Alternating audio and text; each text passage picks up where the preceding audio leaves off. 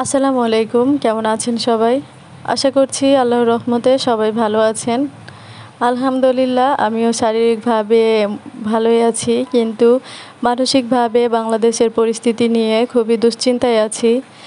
আপনারা কেউ বলতে পারবেন আমরা বাংলাদেশে কোথায় নিরাপদ? আমাদের নিরাপত্তার এত অভাব, আমরা কোথাও কোনো নিরাপত্তার সুবিধা পাচ্ছি না। এই তো কয়েকদিন আগে মাইলস্টোন যে স্কুল অ্যান্ড কলেজে যে দুর্ঘটনাটি ঘটলো, তো প্রত্যেক বাবা মাই তার সন্তানকে দেখা গেল একটা কথা বলেছে যে তোমরা স্কুলের বাইরে যাবা না, ক্লাসরুমে থাকবা, পড়বা, দুষ্টুমি করবা না, এরকম অনেক কথাই আর কি অনেকের বাবা মায় অনেককে বলেছে। কিন্তু দেখুন, বাইরে না গিয়েও ক্লাসরুমে থেকে কতগুলো তাজা ফুল ঝরে গেল। তো বিষয়টি আসলে অনেক দুঃখজনক। যখনই নিউজটি চোখের সামনে আসছে বা শুনছি, কত মায়ের আর্তনাদ, কত মায়ের বুক খালি হলো, কত মায়ের স্বপ্ন নিমিষেই ধূলিসাৎ হয়ে গেল। তো সব কিছু দেখে আর কি নিজের আবেগ ধরে রাখা যায় না। আমাদের বাংলাদেশের পরিস্থিতি নিয়ে মাঝে মাঝে যে নিউজগুলো আসছে, তো মনে হচ্ছে যে আমরা আসলে বাংলাদেশে জন্মগ্রহণ করে ভুল করেছি। আমাদের জীবনের কোনো মূল্য নেই, আমাদের কোনো নিরাপত্তা নেই, না আত্মীয় স্বজনের কাছে, না বাবার কাছে, না পাড়া প্রতিবেশীর কাছে, না এই যে দেখুন স্কুলে গিয়ে কোনো নিরাপত্তা পেল। তো আসলে এটা আসলেই দুঃখজনক বিষয়। নিরাপত্তার অভাবে ভুগছে আমাদের বাংলাদেশের প্রত্যেকটা নাগরিক।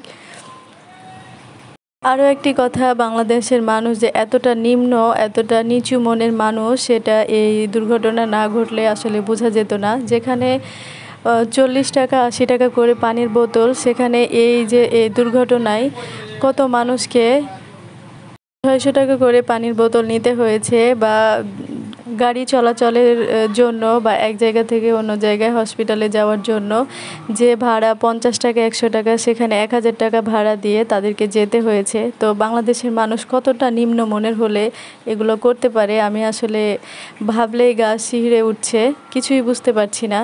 মানুষ বিপদে পড়েছে, সেখানে আমরা মানুষের পাশে না গিয়ে সেই পরিস্থিতির অপব্যবহার করছি আমরা, মানে সেখানে টাকা ইনকামের চেষ্টা করছি। এটা আসলে খুবই নিম্ন মনের। কারণ এখানে তাদেরই উচিত ফ্রিতে পানি দেওয়া, বা তাদের উচিত ফ্রিতে হসপিটালে নিয়ে যাওয়া। তো গত বছর জুলাই মাসে পানি লাগবে পানি, আর এই বছরে জুলাই মাসে রক্ত লাগবে। তো জানি না সামনে বছর আবার নতুন করে কি আসতে চলেছে, এ নিয়ে বেশ আতঙ্কেই আছি। তো যাই হোক, বাংলাদেশকে নিয়ে বলার আর কিছুই নেই। দিন দিন যে সিচুয়েশান তৈরি হচ্ছে, সেটা নিয়ে আসলে আমরা কেউই নিরাপদ না। তবে সবার উচিত একে অপরের পাশে থাকা এবং পাশে থেকেই দেশটাকে সুন্দরভাবে গড়ে তোলার।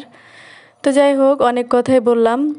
আসলে বাংলাদেশকে নিয়ে বলার বা বাংলাদেশের মানুষকে নিয়ে বললে বলার শেষ নেই। অনেক কথাই আর কি মনের ভেতরে জমা হয়, কিন্তু আসলে সব কথাও তো আসলে শেয়ার করা যায় না, বা আমার কথা বলার মাঝেও যদি কোনো ভুল ত্রুটি থাকে, তো অবশ্যই সবাই ক্ষমা সুন্দর দৃষ্টিতে দেখবেন। আর এদিকে দেখুন, কথা বলতে বলতে বেশ অনেক কিছুই করে ফেলেছি। তো এখানে তো রান্নাবান্না করতেছি, তো সেটা আপনাদের সাথে শেয়ার করছি। এখানে ডাঁটা দিয়ে ঝিঙে এবং কাঁঠালের বিচি দিয়ে একটা তরকারি আর কি রান্না করতেছি। তো এই তো দেখুন, এখানে সব মশলা দিয়ে এটা আর কি সেদ্ধ করা হয়ে গিয়েছে। তো এখন এটা ফাইনালি বাগার দেওয়া হবে। তো বাগার দেওয়ার জন্য এখানে পেঁয়াজ রসুন দেওয়া হয়েছে, এবার তেল দিয়ে এটাকে ভাজা ভাজা করে নিচ্ছি। ভিডিওর এই পর্যায়ে আপনাদের কাছে আমার ছোট্ট একটি অনুরোধ, আমার ভিডিওটি যদি আপনাদের কাছে ভালো লেগে থাকে, তাহলে অবশ্যই লাইক এবং সাবস্ক্রাইব করে আমার পাশেই থাকবেন। আর এই তো দেখুন, পেঁয়াজটাও ভাজা হয়ে গিয়েছে, এরপরে এর মধ্যে তরকারিটাও দিয়ে দিলাম। তো আমি এরপর এটা নেড়ে চেড়ে এর মধ্যে ভাজা জিরার গুঁড়া দিয়ে তারপরে তরকারিটা নামিয়ে ফেলবো। তো সর্বোপরি একটি কথাই বলতে চাই, যারা মাইলস্টোনে বিমান সংঘর্ষের মারা গিয়েছে, তো তাদের আত্মার মাগফিরাত কামনা করি, এবং তার পরিবারের সকলকে আল্লাহ ধৈর্য ধারণ করার তৌফিক দান করুক, এটাই চাই। কারণ স্বজন হারানোর কষ্ট যার হয় আর কি, সেই জানে। তো এটা আসলেই অনেকটা কষ্টের একটা বিষয়।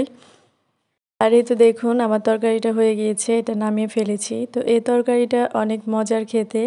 তো আজকে এ পর্যন্তই, সবাই ভালো থাকবেন। আল্লাহ হাফেজ।